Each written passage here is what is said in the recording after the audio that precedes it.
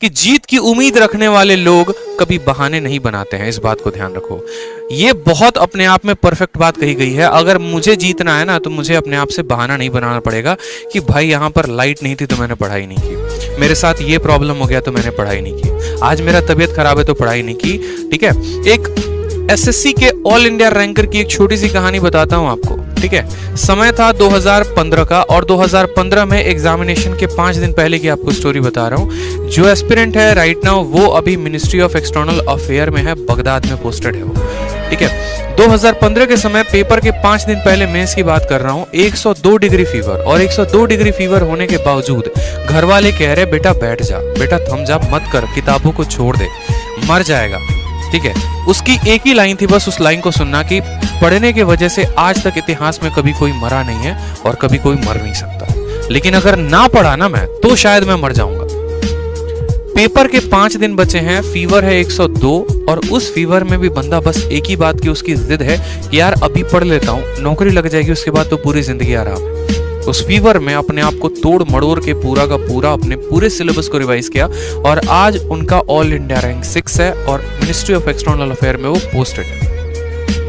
आज जब उनके आप स्टेटस देखोगे, जब उनको फ्लाइट में घूमते देखोगे, जब आप अलग अलग जगह पर अलग अलग कंट्री के एम्बेसी के हेड से मिलते देखोगे तो आपको खुद फीलिंग आएगी कि यार जिंदगी हो तो ऐसी हो। लेकिन उस वक्त को उन्होंने बनाया, उन्होंने इस आलस को छोड़ा मेरे भाई, उन्होंने इस आलस को छोड़ा, उन्होंने बहानों को छोड़ा। उनके पास भी बहाने थे लेकिन उन्होंने बहाना याद नहीं किया।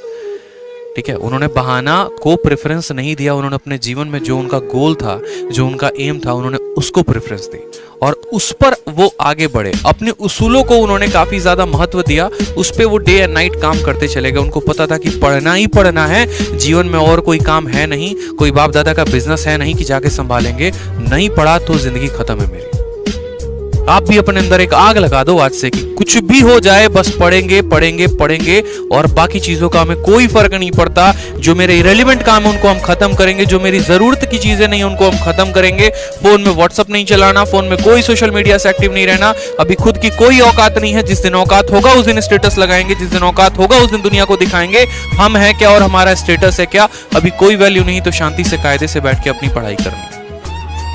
बेफिजुल दोस्तों से मिलना बंद, बेफिजुल टाइम पास बंद, अपना शांति से बैठेंगे कमरे में, शेड्यूल बनाएंगे, अपने टेबल के सामने चिपकाएंगे। आज जो कैलेंडर आया उस कैलेंडर के प्रिंट आउट निकालो, जाके चिपकाओ और देखो कितने दिन हैं, डेली के एक दिन काटो, देखो आपका वक्त बीतता चला जाएगा और उसमें आप पूरी की पूरी जान लगा दो। इस बात का आपको ध्यान रहे। ठीक है।